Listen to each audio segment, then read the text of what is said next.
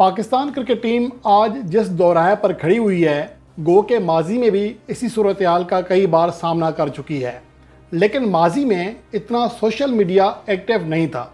आज social media के इस दौर में जिस तरह ट्रोलिंग होती है, तो उस एतबार को देखा जाए, उस लिहाज से देखा जाए तो पाकिस्तान के लिए शायद ये सबसे मुश्किल मरहला है जहां आज पाकिस्तान टीम आ खड़ी हुई है। अगर पाकिस्तान टीम कामयाबियों के ट्रैक पर वापस नहीं आती है तो फिर पाकिस्तान क्रिकेट टीम का हॉकी जैसा हाल भी हो सकता है, क्योंकि अब तेज़ी से पाकिस्तान टीम अपने फॉलोअर्स, अपने फैंस खो रही है अपनी ख़राब परफॉर्मेंस की वजह से, या फिर यूँ कहें कि जदीद क्रिकेट से काफ़ी पीछे हम खेल रहे हैं। और यही चीज़ हॉकी में थी, जब वहाँ पर चीज़ें चेंज हुई थी तो हम पुराने एशियन स्टाइल में खेल रहे थे और दुनिया आस्ट्रो ट्रफ पे चली गई थी, और आस्ट्रो ट्रफ पे जिस तरह चीज़ें ढली हम उस तरह बदकिस्मती से ख़ुद को नहीं डाल सके। आहिस्ता आहिस्ता हमें छोटी टीमों के खिलाफ शिकस्तें होना शुरू हुई और एक टाइम आया हमारी हॉकी टीम ज़वाल पजीर हो गई। और पाकिस्तान क्रिकेट का भी लगभग ऐसा हाल है, हम जदीद क्रिकेट से ख़ुद को हम आहंग नहीं कर पा रहे हैं और अब आहिस्ता आहिस्ता छोटी टीमों से भी हारना शुरू हो गए हैं। और अगर इस मौका पर हमने होश के नाखून ना लिए तो आगे मुश्किलात खड़ी हो सकती हैं। इस रिपोर्ट में मैं आपके लिए जो चीज़ बताने जा रहा हूँ कि पाकिस्तान को अब क्या तब्दीलियाँ ज़रूरी हैं, क्योंकि ICC चैम्पियन ट्रॉफी आ रही है और पाकिस्तान को अभी से वनडे फॉर्मेट की तैयारी का आगाज़ करना है। इसके लिए पाकिस्तान को लाजमी तौर पर एक इजाफी सीरीज़, 1 से 2 इजाफी सीरीज़ करना पड़ेंगी, क्योंकि नवंबर 2024 से पहले पाकिस्तान का एक भी वनडे मैच शेड्यूल नहीं है। और जो 5 मैचेस पाकिस्तान ने इस दौरान खेलने हैं वो 5 टेस्ट मैचेस हैं। 2 टेस्ट मैचेस हैं बांग्लादेश के खिलाफ और 3 टेस्ट मैचेस हैं इंग्लैंड के खिलाफ। तो इस दौरान पाकिस्तान क्रिकेट बोर्ड 1 से 2 इजाफी सीरीज़ मुनक्किद कर सकता है, लेकिन वो इस तरह के जो पाकिस्तान के प्लेयर्स टेस्ट स्क्वाड में शामिल हैं, टेस्ट सीरीज़ खेल रहे हैं, उनके अलावा टीम बनाई जाए, ताकि हम बार बार जो कहते हैं हमारे डोमेस्टिक प्लेयर्स उनको भी एक तरह होम कंडीशन में या एशियन कंडीशन में कहीं सही तरीके से अपनी सलाहियत के इजहार का मौका मिल सके। और ये करना बहुत ज़रूरी है, वरना फिर पाकिस्तान की तैयारियाँ उस तरह बिल्कुल नहीं हो सकती हैं जिस तरह एक मेज़बान टीम को करना चाहिए। अब यहाँ पर मैं पाकिस्तान की वनडे टीम की सूरत हाल बताता हूँ, फिर बताता हूँ कि शर्जील खान की पाकिस्तान टीम में वापसी क्यों ज़रूरी है, क्योंकि पाकिस्तान के आखिरी दोनों वनडे डोमेस्टिक इवेंट्स में जिस तरह की कारकर्दगी शर्जील खान ने दिखाई है कोई और नहीं दिखा सका। लेकिन उसे फ़िटनेस के नाम पर हमेशा बैर रखा जाता है, उसकी कारकर्दगी में आप उनको कोई नहीं देखता कि कितनी आला क्लास की परफॉर्मेंस दे रहा है। लेकिन आज़म खान के मामले में हम आंखें बंद कर लेते हैं, शर्जील खान के मामले में हम एक इंच लेके खड़े हो जाते हैं कि 1 इंच ये मोटा हो गया, 1 इंच ये कमर निकल गई, ये हो गया, पेट निकल गया। तो ये चीज़ें मेरे ख्याल में अब पाकिस्तान क्रिकेट बोर्ड को सोचना पड़ेंगी। ये दोहरा मयार नहीं चल सकता।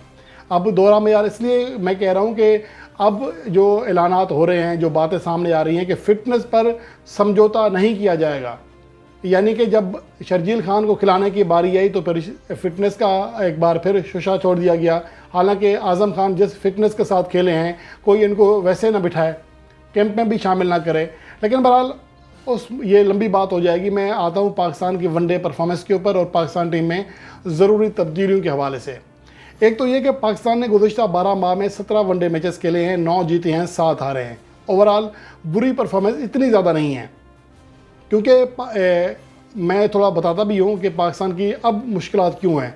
उसकी वजह यह है कि पाकिस्तान ने गुज़श्ता 12 माह में जो 6 बाहमी वनडे सीरीज़ खेली हैं उनमें से सिर्फ 1 हारी है, जो कि न्यूजीलैंड के खिलाफ होम सीरीज़ हारी थी, जबकि 5 में पाकिस्तान टीम ने कामयाबी हासिल की है, जिसमें अफ़गानिस्तान के खिलाफ क्लीन स्वीप शामिल है, जिसमें न्यूजीलैंड के खिलाफ आखिरी जो होम सीरीज़ थी बाहमी उसमें 4-1 से, यानी कि 4 जीते थे, मैचेस सिर्फ 1 हारा था, वो कामयाबी शामिल है। ऑस्ट्रेलिया टीम के खिलाफ कामयाबी शामिल है।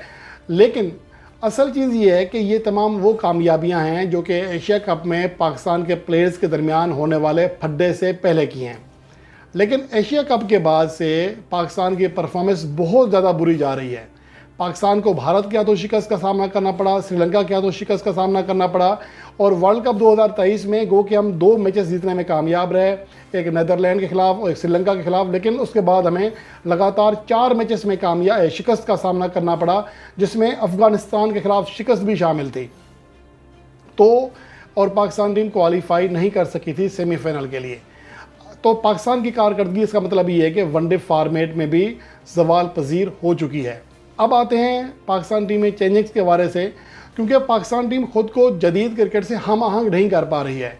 उस तरह हम बैटिंग नहीं कर पा रहे हैं जिस तरह की बाकी टीमें कर रही हैं, जिस तरह खुद को वो डेवलप कर रही हैं, हम नहीं कर पा रहे हैं। या तो हमारे पास वसाइल नहीं है, और जो वसाइल हैं वो हमारी सियासत की भीड़ चढ़ रहे हैं, यानी कि हम किसी को फिटनेस के नाम पर बैर करते हैं, किसी को अच्छे रवैये के या ख़राब रवैये की वजह से बैर करते हैं। तो ये चीज़ें हो रही हैं। अब इसमें बदकिस्मती कह लें हमारी या जो कहें, लेकिन पाकिस्तान के पास जो चंद एक प्लेयर्स हैं वो किसी ना किसी मसले की वजह से पाकिस्तान टीम में शामिल नहीं हैं।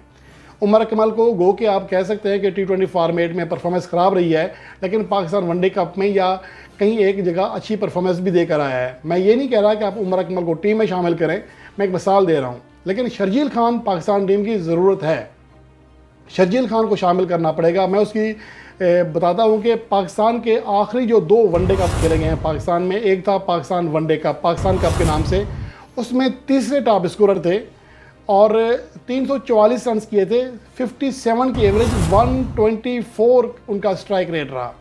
किसी और बैट्समैन का 115 से ऊपर स्ट्राइक रेट नहीं था। सबसे ज़्यादा 19 छक्के भी लगाए। वनडे फॉर्मेट में अगर आप 125 के करीब स्ट्राइक रेट से रन्स कर रहे हैं तो ये बहुत ही आला किस्म की और जदीद क्रिकेट से हम आहंग बैटिंग है। और उसके अलावा जो प्रेसिडेंट कप खेला गया ग्रेड 1, जिसमें वनडे कप के मैचेस शामिल थे, वनडे मैचेस शामिल थे, 5 मैचेस में 50 की एवरेज से 250 रन किए, 105 बेस्ट स्कोर रहा, 1 सेंचुरी और 2 फिफ्टियाँ की।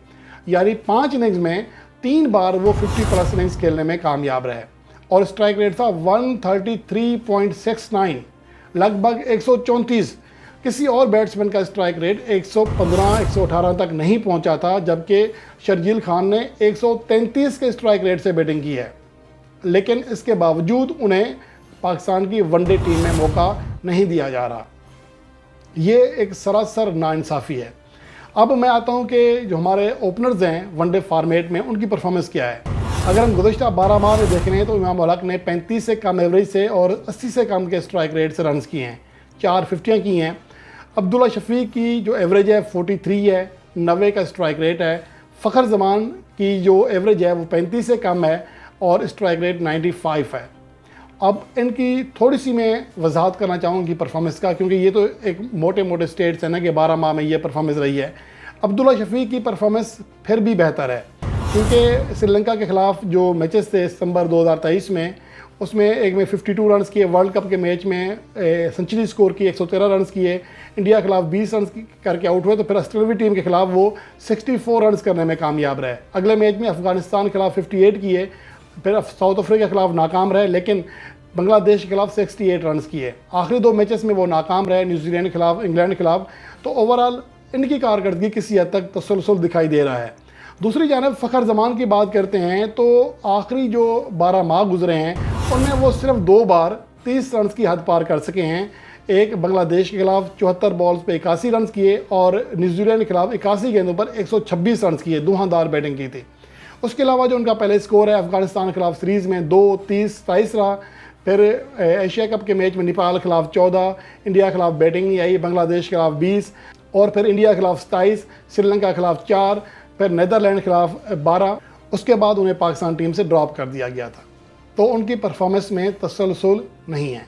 उसके अलावा इमाम उल हक गो के गुज़श्ता 12 माह की जो शुरू की सीरीज़ थी अफगानिस्तान के खिलाफ, पहले दोनों मैचों में 50+ इनिंग्स खेलने में कामयाब रहे, 61 किए, फिर 69 किए।